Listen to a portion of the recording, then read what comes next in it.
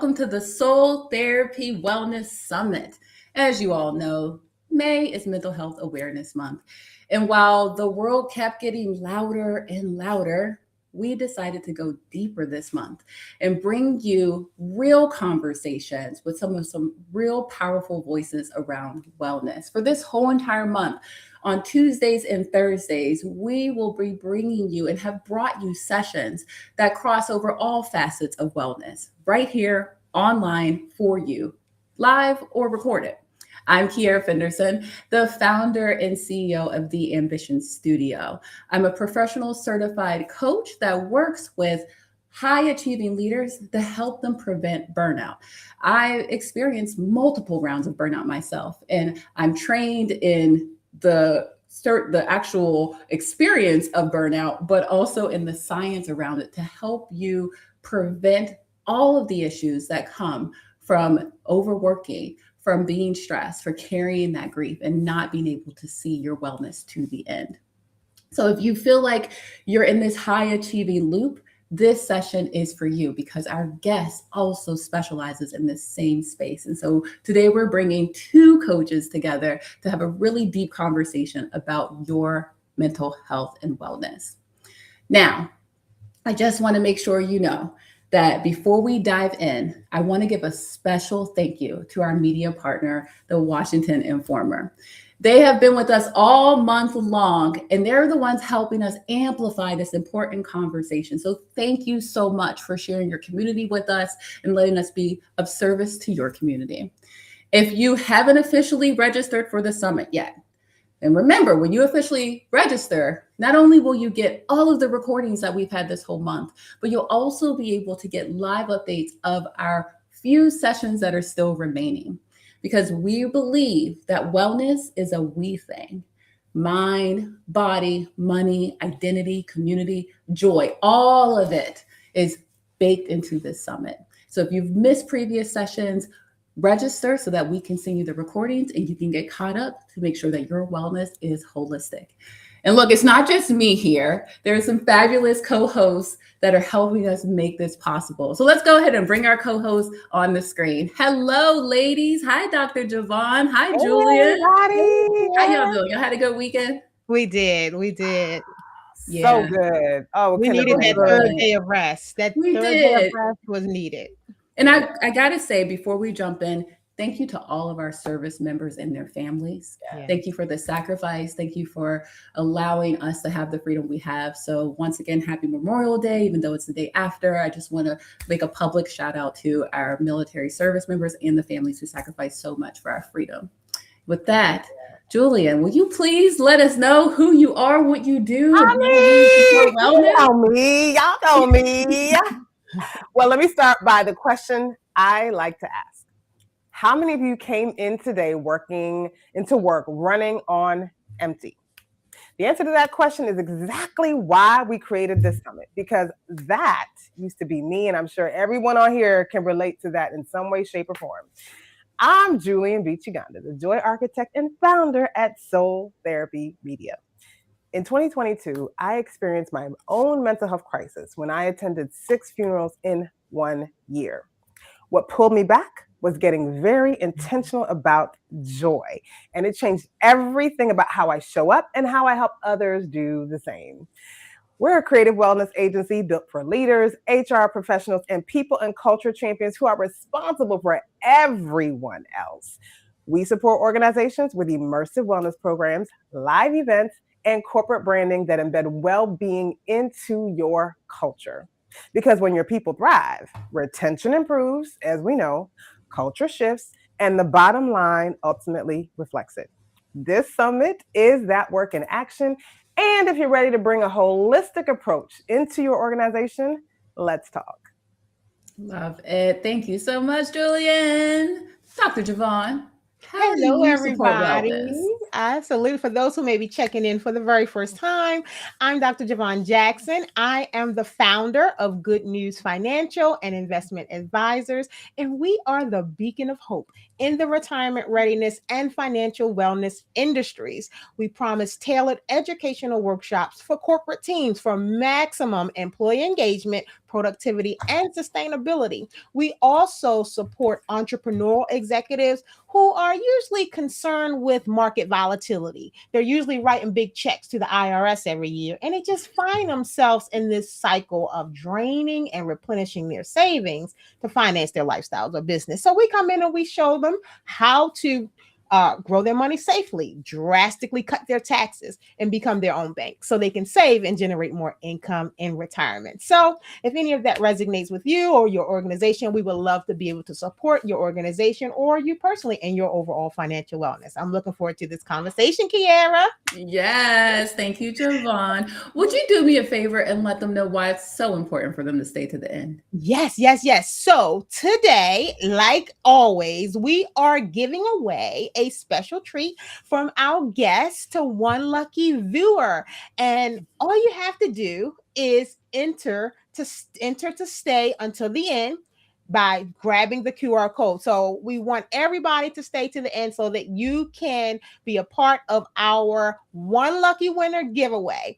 Also, be sure to drop your biggest takeaway from today's conversation in the comments at the end of the session. And that's what gets you in the drawing. That's what gets you in the running. Okay, that's it. So we'll announce the winner during our next session. So make sure you're registered and tuned in.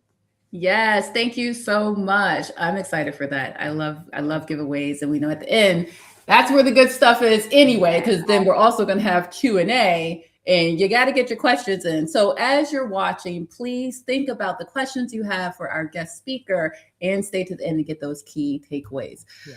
All right. I know we want to get into this conversation, but we have something important to do because y'all know we need our daily wellness cards. So, Julian, will you set the stage, get us in the right mindset for this conversation with one of your daily wellness cards, please? I mean, say less. I got you. I actually really enjoy sharing these because I've gotten so many testimonials from people who have been using these on the daily. These are our Soul Therapy Daily Wellness Cards, which are a very simple, practical, no-tech way to incorporate daily wellness into your life and your work. Therapist endorsed, and we always pull one that has to do with our conversation today. So today's card is deep breath. We could all use that. Find somewhere quiet to sit and close your eyes. Inhale slowly, imagining you're drawing in calm, warm light that spreads throughout your body. Exhale fully, letting go of tension and worries. Repeat 3 times, noticing your chest and belly rise and fall. Why it works? Because there is a science to all of this. Deep breathing lowers cortisol, your stress hormone, and stimulates the parasympathetic nervous system, helping your body shift from tension to relaxation. Take a deep breath today, everybody. Listen, I had to do it with you because I'm here for a nervous system reset all the time. Anybody give me an instruction, I don't care who's watching. I'm closing my eyes. I'm going into it. Absolutely. So thank you, right? Because I'm excited, but also I'm grounded. Ladies, thank you all. Thank you for help setting the stage. I know that we will see you back at Q&A, but I think it's time to jump into the conversation. So catch you all later. Do it. All right. Look, you guys. Today's conversation is one I have been looking forward to all month because when I first met Amanda Miller Littlejohn, I had an opportunity to grace the stage with her on a coaches panel, and everything that she was bringing up, every story and anecdote and insight she had to share, I recognized myself in those stories. I was the woman who she was speaking to. And so she has not only figured out how to conquer burnout, she's wrote the book on it. Amanda Miller Littlejohn has spent 15 years helping high achieving professionals, especially Black women like us, uncover the truth about their burnout. She's not here to tell you to work harder or optimize better, because that's what we expect, right? She's actually here to expose the broken system underneath it all. She's an executive coach, a journalist, a Rosalind Carter mental health journalism fellow, and like I said, the author of The Rest Revolution, published by Wiley. Amanda's work has appeared in the Washington Post, Harvard Business Review, the LA Times, and Forbes. Her expertise is in showing you that burnout is not your fault. It's an inheritance that you couldn't avoid. And so the way to solve that is by using rest strategically. Amanda, welcome to the stage. Hi, Amanda. Hi. How are That was a you? great intro. Thank you. I have to bring you on the road. I gotta have all the accolades. We gotta drop all the credentials. But this conversation alone is just gonna be.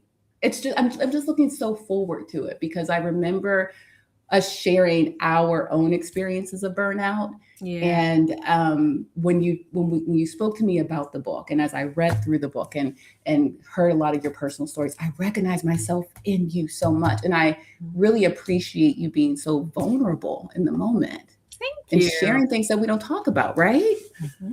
So like, before we even get into the book, before we get into the methodologies and all the things, what was that moment when you realized like, oh, I'm writing this book for me? It was something that you needed more than everyone else. There were so many moments. Even while I was writing it, it felt as though the book itself and the process of writing the book was kind of me ministering to myself, me doing the research to get the answers that I needed. There were so many moments. I remember one, I got stuck on this one part of the book. I had not writer's block, but you know how you get to a point and you're like, well, I don't know what else I want to say. And I gave my friend a call and we were just talking, catching up, not talking about the book, but just kind of connecting and talking. And I needed that because I kind of been in isolation, just hunkering down, trying to meet my deadline and write. And that moment of connection and community switched something off, or on rather, for my brain. And when I hung up the phone, I think I took a walk and I came back and the answer occurred. Yeah. Right. And it was like, wow, what a lesson, what a metaphor, what an illustration in the moment of sometimes it's not about pushing harder to get to the gold. Sometimes it's about getting still and getting quiet, or refueling yourself through connection so that you can access something that's just beneath the surface, but your nervous system is just too wired to allow you to access. So that was one moment, but there were so many in the process of writing the book. Like it was just, it was a lot.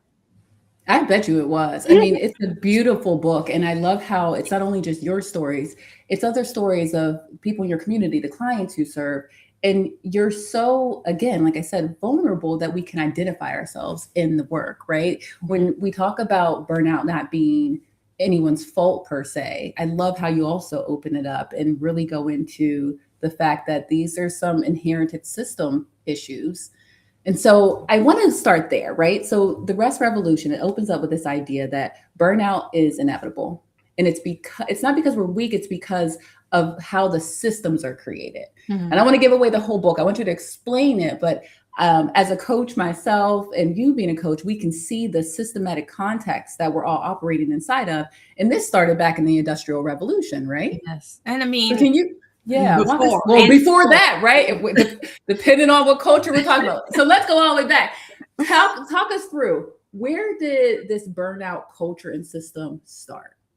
So one note from history that I found fascinating when I was studying the changes, which is, I think is so apropos now as we're entering the AI age, or we're in the AI age, and we're seeing once again how work is being revolutionized, upended, how for some people, their work is becoming obsolete. Yeah. And so they are struggling to figure out where do they fit in and how do we work alongside the machines, but not be completely displaced by them. But during the Industrial Revolution, there were management thinkers and theorists who were trying to figure out, okay, how do we better organize the act of work for people who are moving from farms to factories, and maybe they're used to working with family members and community members, and now they're working in these big buildings full of strangers, and they're all tasked with getting this process done. And so I came across the work of Frederick Taylor, who's, pretty big, I think, in sociological circles and in the history and the literature. But what I found fascinating about him was he became like a consultant to entrepreneurs and business owners who were attempting to streamline the work of their employees. And his background was mechanical engineering, which meant his formal training was in machinery and understanding how machines can best do their work. And so he took the mechanical engineering knowledge and then he applied it to people.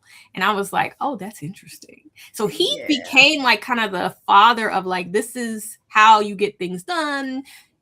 There's one smart way, one true way to do something most efficiently. And he was essentially teaching workers, all right, here's the process to essentially take all the personality out of your work, get it streamlined and efficient as possible, and essentially be a machine. And I thought that was a very cool metaphor because so much of how companies grew from that point was based on that idea of when your work is at its best, it's perfect without error. It's no energy. It has no extra movements. It's super efficient. It lacks diversity. It lacks personality, personalization. It is just this one way, but also, if you are attempting to get human beings to show up and produce like machines,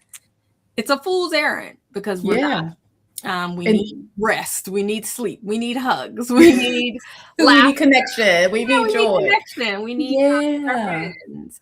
And that's where your machine mindset phrase comes into play, right? Yes. So the machine mindset is essentially it's what I observe in the high achievers and in myself, but the high achievers that I've coached over the last 15 years. And it's essentially going back to that concept, those practices that Frederick Taylor was embedding within the organization that he was hired on as a consultant to kind of whip them into shape and get everybody producing. But it's essentially the idea that to be a good worker, I need to perform perfectly, endlessly, without rest, without breaks. Everything I put out has to be, just so.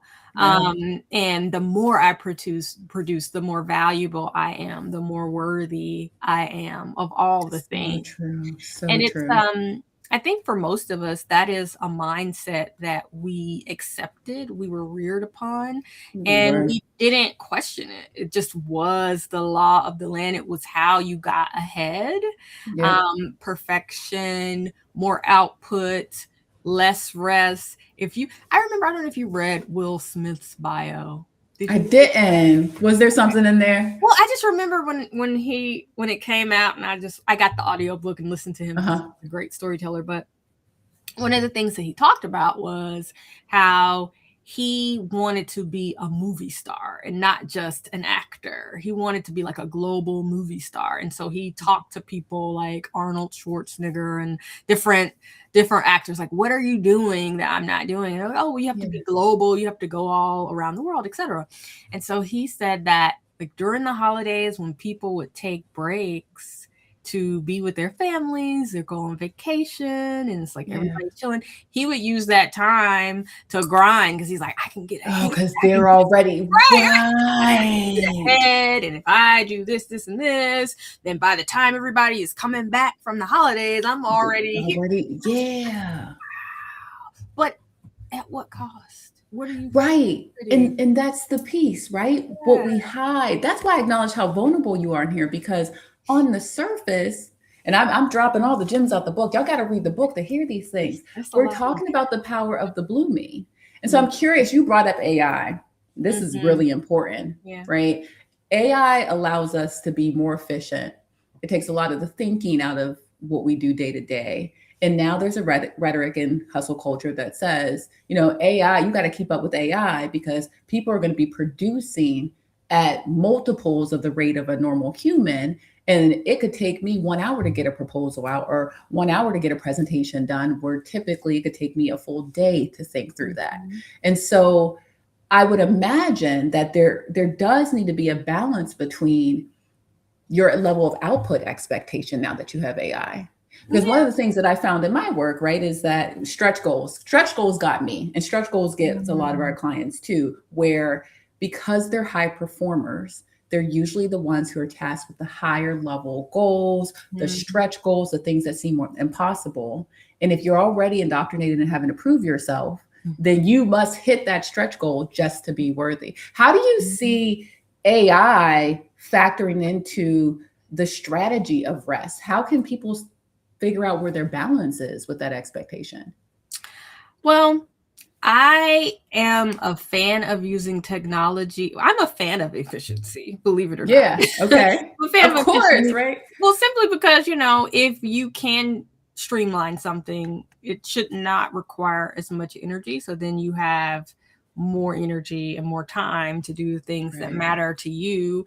And so I think that it's an interesting question, and it really depends on where one is in their journey, in their career. For me, I'm excited about the ways that I can leverage AI to get back time to be creative and to travel and to still share my ideas and my message and my words with the world, but it not having to be the only thing I have time to do, right? Like, okay, now I've got room. Like I'm pondering all sorts of things. I'm, you know, looking at PhD programs. I'm like thinking, okay, what fellowships can I go after? And where can I take this message internationally? Where can I go and speak about this elsewhere? And I think some of the things that I'm even challenging myself to explore wouldn't be possible without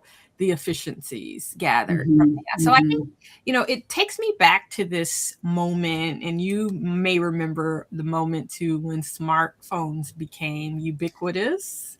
Like, we went from, okay, I have to be at my computer, I have to be at my desk, I have to be at a machine in order to send emails, check websites, you know, correspond, check in here and check orders, all the things.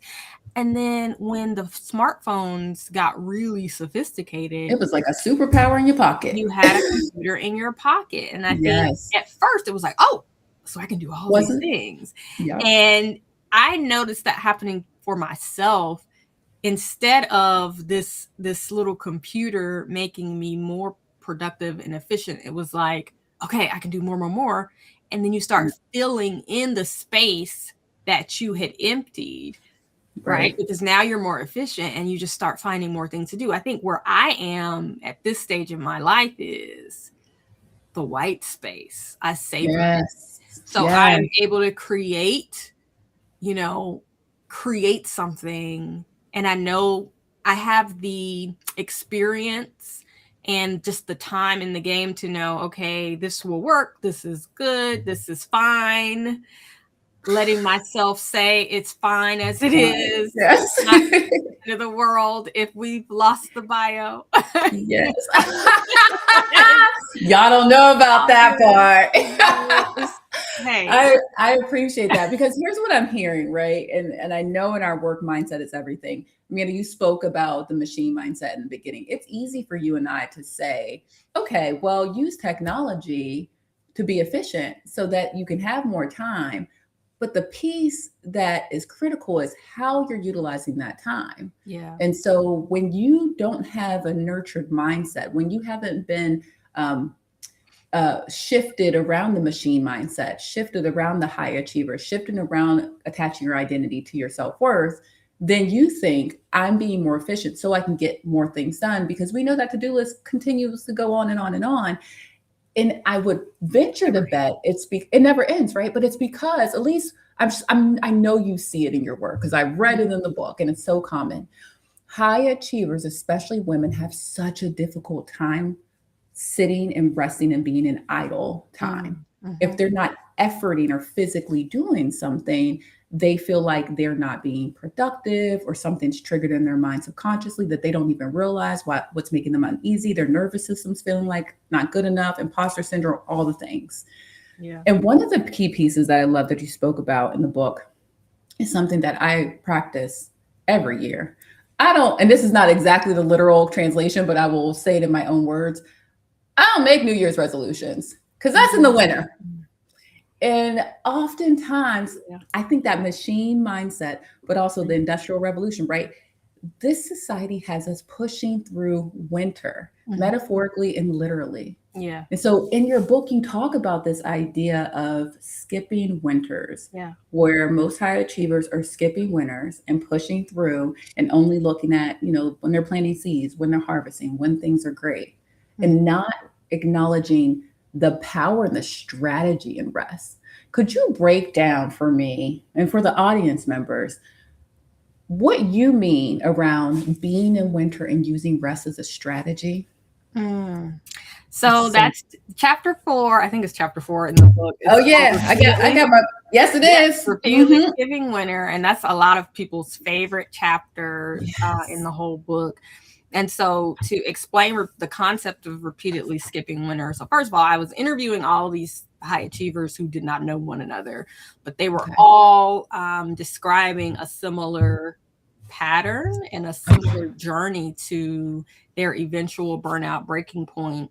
And one of the parts or the elements of that burnout journey was this idea that I forgo the regular periods that are required for my rest. It's like I'm just pushing.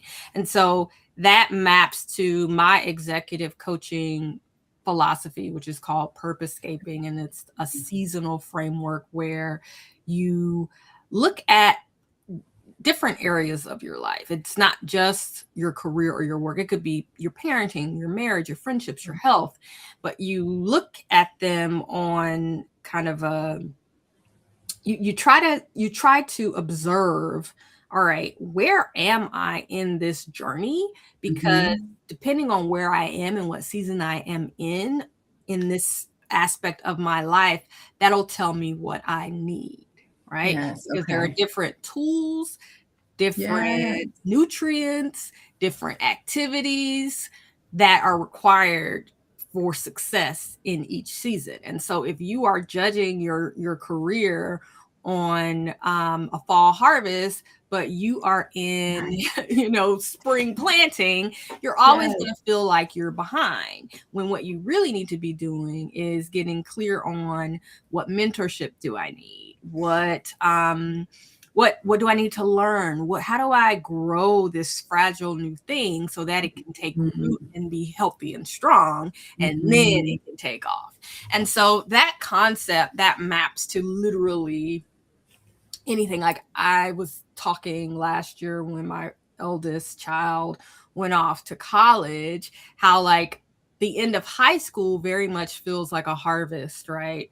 Fall, like, oh, we finally reached the ending, and then we have that summer break of winter rest, right? And in the fall, it's time to start college. And I had to really coach myself that, Amanda, this, and I mean, I'm coaching myself in the moment because we're here. We are here. Yeah, I was like, you right now. Yes, you have gotten this child to the end of childhood, but young adulthood is just beginning. And so while you may have had expectations and you may have communicated with a tone because you were in the harvest, and it's like, you know how to do high school, you know how to do childhood, I have these expectations for you. You're starting all over again. It's spring planting. This is a fragile new young adult who doesn't know how adulthood works. So Amanda, if you want this tender little new plant to thrive and take root and grow, you're going to have patience. You're going to have to be gentle. You're going to have to change your communication style. You're going to have to pour in, and not expect this child to just get it and understand and be harvesting on day one. No, you didn't get to the end of childhood, right? In one season. So now we're starting over. And so you've got to adopt almost like you are parenting a toddler. Like you don't expect a toddler to know, how to regulate themselves or what they're supposed to be eating. Like these are things they have to learn, and you have to teach them, and you have to be patient. And over time that will grow. It's like the same thing. So I love that example because it shows how the philosophy tracks to not just your career, but in terms of repeatedly skipping winter, I think most of us are accustomed to deciding that we want to do something new, putting energy into it, and doing the hard work to get to where we finally have something to celebrate, or a promotion, or if we're celebrating at all. Right. Remember that part of there's a moment when you graduate to the next phase, whether you celebrate it or not. But that season after the harvest of, okay, I finally was able to cash in on all of the prior seasons of hard work. Most people will then go immediately back into spring, like planting and blooming and, growing something. But the season of winter is about, it's about rest, but it's also about reflection and decision making, because that's when you decide, you get clear on, okay, what went well, what didn't, what do I want to prune? What do I want to let go of? What do I want to replace when I start my spring planting again? And so a lot of people aren't taking the time to reflect on what is required for their ideal harvest, right? You got to take that time in winter to do that before you go into spring. And so most people repeatedly skip that. And when you skip winter over and routinely, right? When you do that over and over again, you're setting yourself up, your body, your mind, you're going to be depleted, because no human being, a machine can, but no human being can operate at that pace without the rest, without the season of winter. And every being in nature requires it. Yes. So I wonder why we think that we don't. Right. Oh, so many good analogies. I'm first of all, congratulations on your son going to college, because that is a feat. I have a 6-year-old, and every year or so I'm looking back like, who are you now? They change so quickly. And I think one of the things that I didn't notice I was doing, I remember when she transitioned from 3 to 4, every time she would transition, I would look and be like, that's not the same kid. I don't know. You could just tell different mannerisms. I'm looking, that's not the same kid.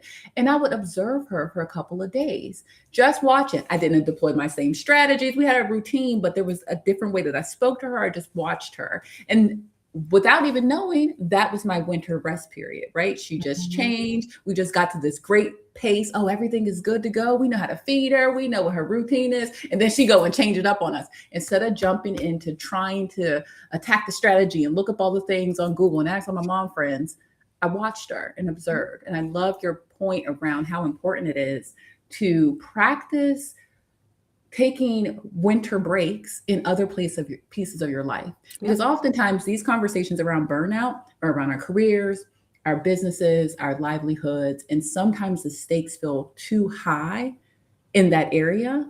But if we were to look at relationships, like you said, if we were to look at hobbies, if we were look at our health, if we were look at other areas in our life, it gives us practice ground that's not so public. Yeah. And then we can, right?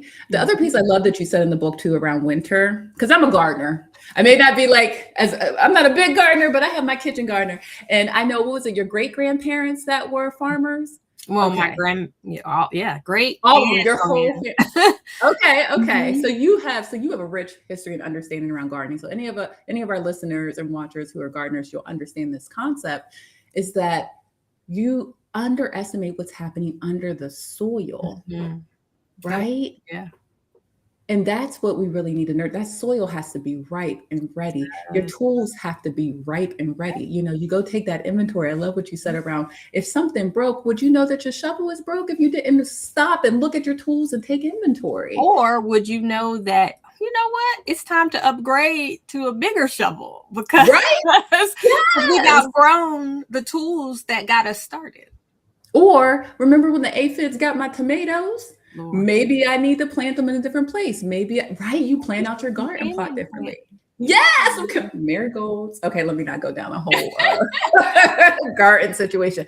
But right. I mean, it's important. Strategic debriefs, reflection, awareness, and then just preparing yourself from a nervous system perspective to ground into the new phase of your life, because we're always doing something new. Life is always evolving.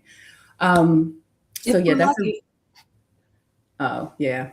Well, don't think about that. Lord willing, God willing, I'm here all the way to 100 if we're lucky. Okay, so we got purposescaping. We touched on it. I would like to go into a couple of other places because I think you make a really good point about blooming that we really didn't touch on, and we have some extra time, just a little bit. Can you touch on what blooming is and how it tends to control our efforts? Yeah. So in the purposescaping philosophy, like blooming is that visible, public, beautiful, the time for validation and applause. Like when we're doing the things that kind of show that we've been doing the work and now there's evidence of it. Yes, I've had my head down, but now look at me. I'm blooming. I'm winning awards. I'm winning fellowships. I've got book deals. I'm, speaking on stages. I'm on a wellness summit. Like that's something that other people can observe and validate with their praise, with their applause, etc. And I think that oftentimes we can conflate the response, like the world's response to our blooming, right?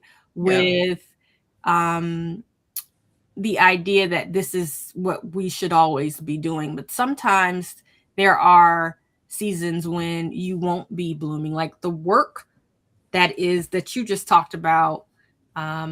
We don't know what's going on underground. We don't always know what's happening underground. And if you extend that metaphor to the person, those are the quiet things that happen, when you're reflecting, when you're journaling, when you are not on stage, not blooming, not in the spotlight, but you're setting yourself up with the important work that's not glamorous. Right? It's not glamorous. No one's clapping for you to write in your journal, right? No one is like cheering you on. Every meditation you do. Right. It's like, or, you weren't shooting with me in the gym. Like people want to see the game. They don't want to see practicing. But I think that when we can embrace life outside of blooming and really celebrate the interior work that's required to put yourself in position to bloom. That's when I think we can embrace a more restful pace that's more sustainable for everything. And then also you get better blooms. Because it's fertile soil. Yeah. And it's so interesting because like you said, no one's in the gym watching you take what do they call the bricks? They just see you make the 3-pointer, right? It's all about doing the inner work. It's the therapy sessions, it's the journaling, it's having the tough conversations behind the scenes, it's pouring more into your marriage than your work. It's those times where you're sitting down trying to understand your child. It's those times where you're forcing yourself to eat healthy or take your vitamins and stay consistent with your doctor's appointments. That's a given, but those are some of the main things that go away when you're in overworking mode. Yep, for sure. So we need to really normalize that, especially as we go into AI, because I think that oftentimes too, as coaches, we see people start to use AI as a substitute for doing the work. As it's supposed to be a supplement, right? But there's such a human factor, and I think that's the underpinning of our entire conversation. There's such a human element to the connection, the inner work, the mindset beliefs, and the shifts that have to happen that sometimes machines, they just won't understand. They don't have that soul. They don't have that empathy. They won't get it. So I know, you know, there's a difference between reading a book and then actually doing that inner work. So when you're working with leaders at companies like Amazon and PayPal, Spotify, seeing your resume, what are some of the practical strategies that you're sharing that makes them feel like they can practice rest even when the stakes feel really, really high? I love that we started the session with the rest cards and the breathing exercise and all of that, because that's such a powerful and easy, accessible, let me say, not easy, it's accessible. It's an accessible practice. I was just at last month in Atlanta doing a session for people at Warner Brothers. And it was funny because I said, if we can do 15 minutes a day of stillness, and I got pushed back on that. For 15. Like, 15 minutes? And I'm like, okay, 10. They're like, but how long are they scrolling? 2? You know? Well, we did a sound bath meditation. So I led them through a sound bath, and, you know, in the moment they got their 15. And I think they saw how, I won't say easy, but how accessible it is to get still. But just like anything else, the way we have built the muscle to overwork, it didn't happen overnight. And if you are someone who has been building that muscle every day to abuse yourself in, you know, the attempt to get more done, you almost have to start building a similar muscle when it comes to your stillness. And so what I encourage the leaders who pushed back on 15 minutes was, let's start with what you can do. What can you do consistently that doesn't feel overwhelming to you? And then let's grow it from there. And so I think we settled on 2.5 minutes. Not a half. Wait. She said she could do 2.5 minutes. And I was like, okay. And so maybe next week we can do 3 minutes.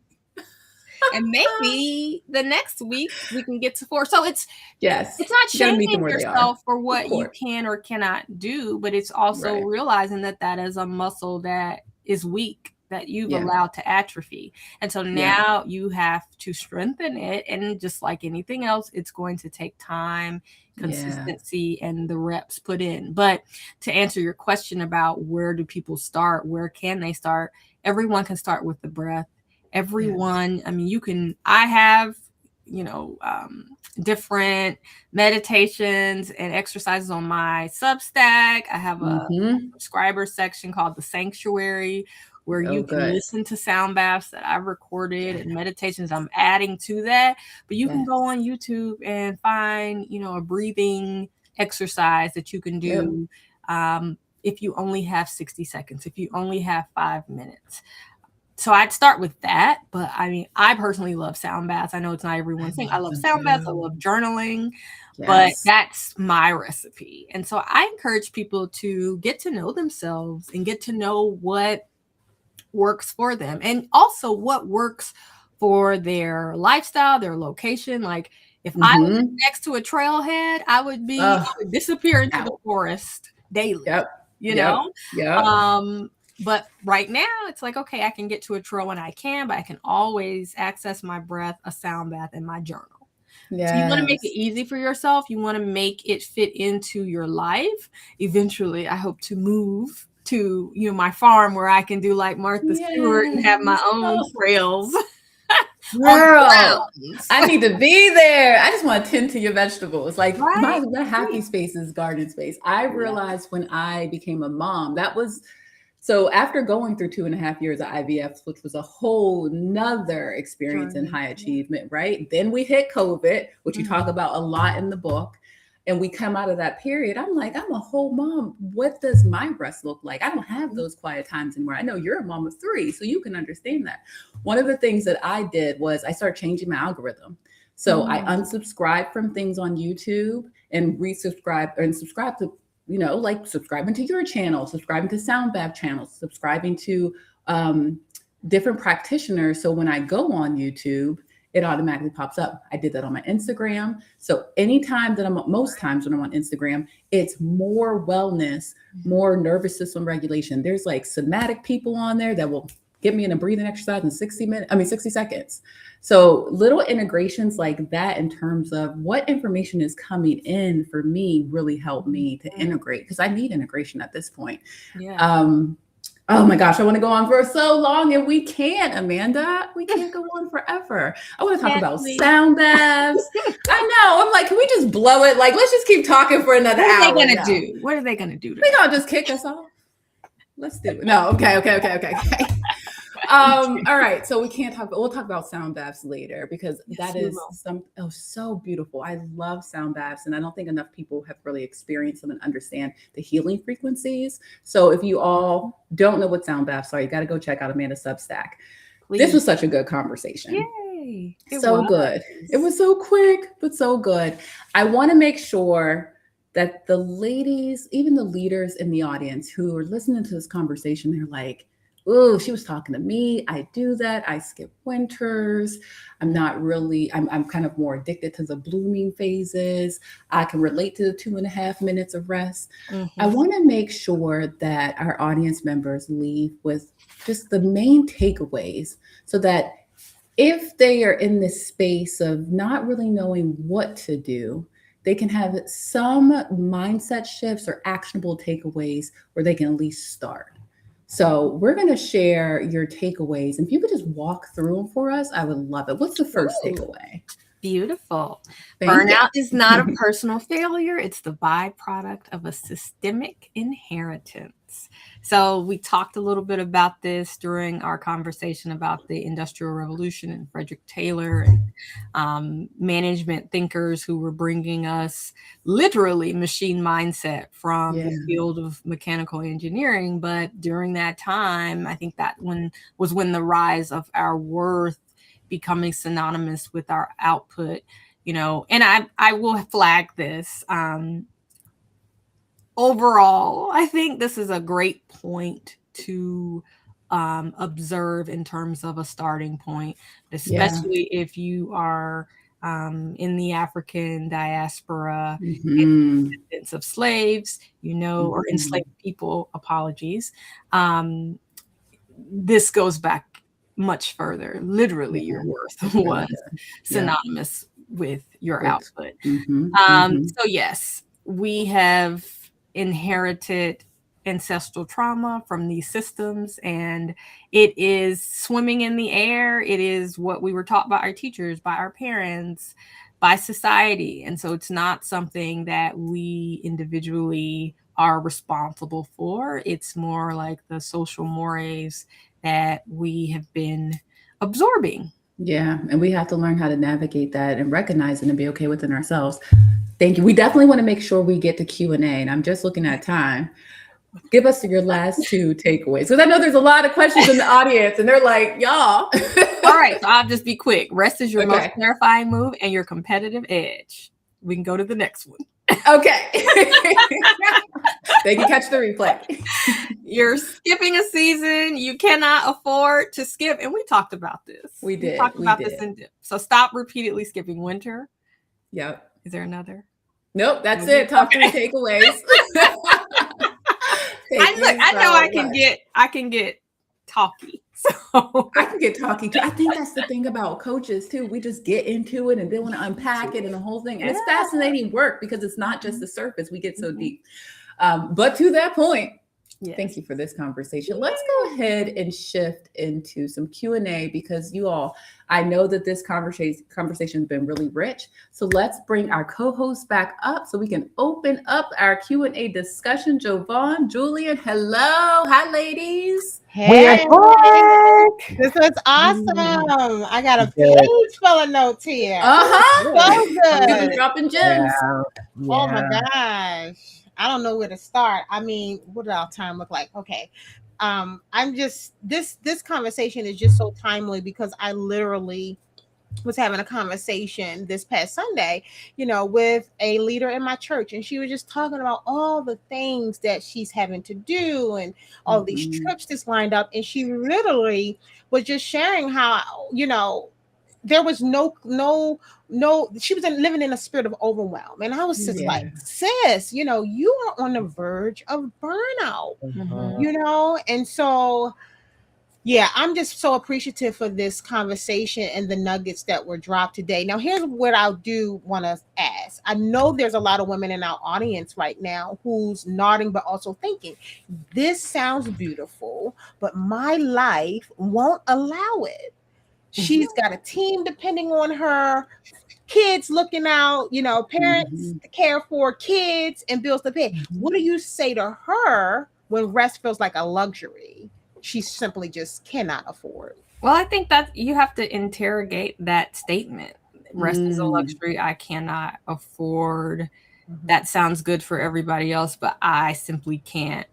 So I think number one, you must interrogate that, like who said it, and really peel back the layers of the truth in that statement. Like, what would happen if you took some time for yourself? What would fall apart? And sometimes things need to fall apart.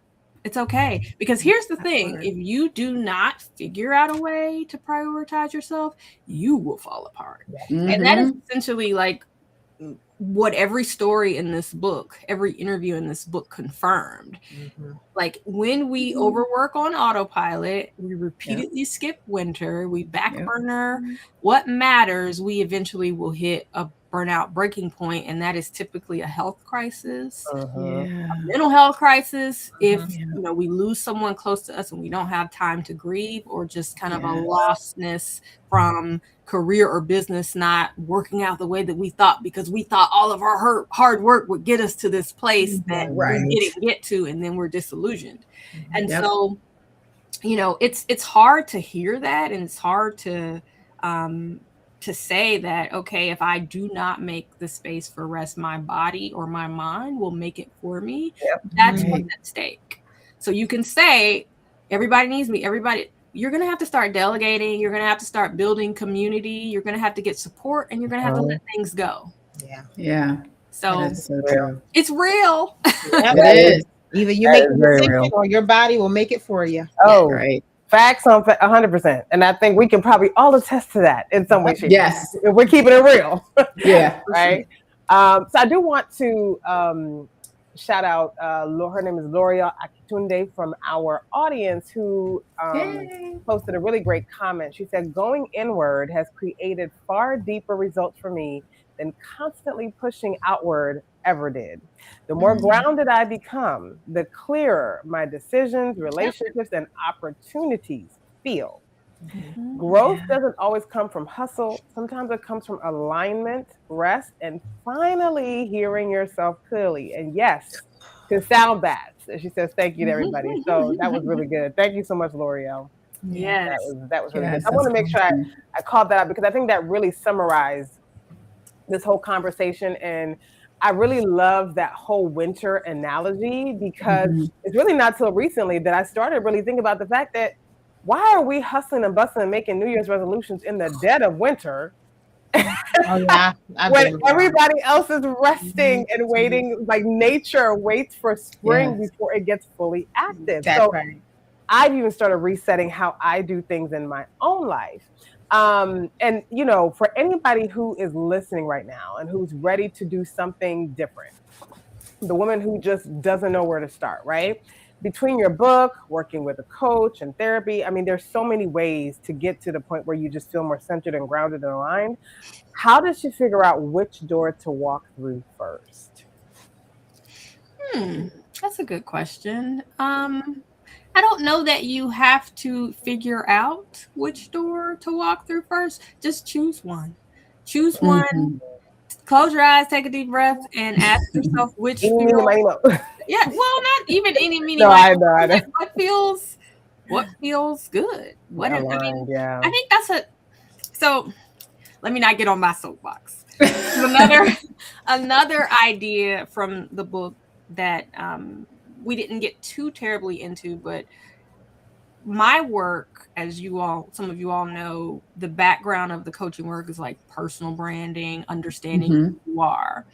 And one of the things that is consistent both for people who have wanted to put themselves out there and build brands and the people who are now in burnout, they're typically the same person, just kind of at different points of the journey, is a lack of self-awareness, understanding, and self-trust. And I think that before you can truly authentically put yourself out there, you need to become a student of yourself and understand who you are. And so to me, kind of what's underneath that question is, have I been spending enough time with myself, getting to know myself, understanding, like being able to perceive those tiny differences in my energy when something is a fit and when it's not, when someone is a fit and they're not, when an opportunity is a fit and it's not, right? Yep. And so I think the more you spend time, all goes back to the stillness. You can't escape it. But the more you spend time with yourself and you strengthen that connection with yourself, it's not a question of what does someone else think I should do first, but what feels most aligned for me. And so if someone's asking that question, I would say, go back to communing with yourself so that you are clear on what you're leaning towards, and you will know. Yeah. That's good. I love that answer. It's not a cookie cutter solution. Yeah. And I think that's what we're always looking for, these tactics and strategies, but that may not be the best thing for you. So exactly. I appreciate that. Yeah. Thank you so much for that. So are there any other questions in the question? No, I think people were just really paying attention to what Okay. Good. Because I know we dropped the line. I don't want to miss anyone's questions before we start to wrap up. Amanda, thank you again so much for generously giving us the insights, the background, the history, what the audience members can do to move forward. But before we let you go, we also would love for you to tell us about the free giveaway that you're offering to our community today. So some lucky person will get a copy. Oh, I'm holding it up. A copy of The Rest Revolution. So if you can scan this code, we can figure out who the winner is and get you a copy of the book. And I think we also dropped a link in chat too. So be sure to enter to win, because listen, you see all the tabs on the book. Like, this is a keeper. This is a place to start if you want some more awareness. And lastly, if you want to connect with Amanda, can we tell our audience where they can find your work? Oh, wow. Yes. Oh, there you go. You know, and I will say one place that I didn't share is my Substack. Your Substack. I didn't say the Substack. So The Rest Revolution, but it's just my name, amandamillerlittlejohn.substack.com. I'm over there a lot. So please join me. I love it. I'm a subscriber. So yes, Amanda, thank you so much. You're very welcome. Thank you for having me. Oh, you're just a wealth of information, knowledge, and your spirit of spaciousness to allow rest and allow purpose and allow whatever to be created through that unique person's experience. That's the thing that really makes your work incredible. It's not cookie cutter. It's really crafted for what they need. So thank you so much for this conversation. It has been absolutely amazing. You all, please do connect with Amanda after this. And then one question. Somebody asked for the code again. Can we show that code up? Oh, that code up again. Thanks, Javon. My good sister Rita Bailey. Yeah, because they need to grab this book. Yeah, screenshot it, and if not, I'll send it to you. All right. Awesome. All right. Well, Amanda, thank you. And for everyone else, this session will remain available on LinkedIn and YouTube. So if this conversation moved you, please share it and post it with hashtag wellness is a we thing in Soul Therapy Wellness Summit. And forward it to the people that you know didn't get a chance to watch this, right? Like Dr. Javon, we heard that you know someone in your community that's going to be able to benefit from this. So forward it to her. A lot of people in my community. Okay. we're all high achievers. Everybody. Going. And our final session is coming up this Thursday, May 28th. I cannot believe it's our final session. So we'll be talking about how to shift your mindset to reclaim joy while you're fighting health battles. I won't give away too much, but for those of you who are registered, you will have the link.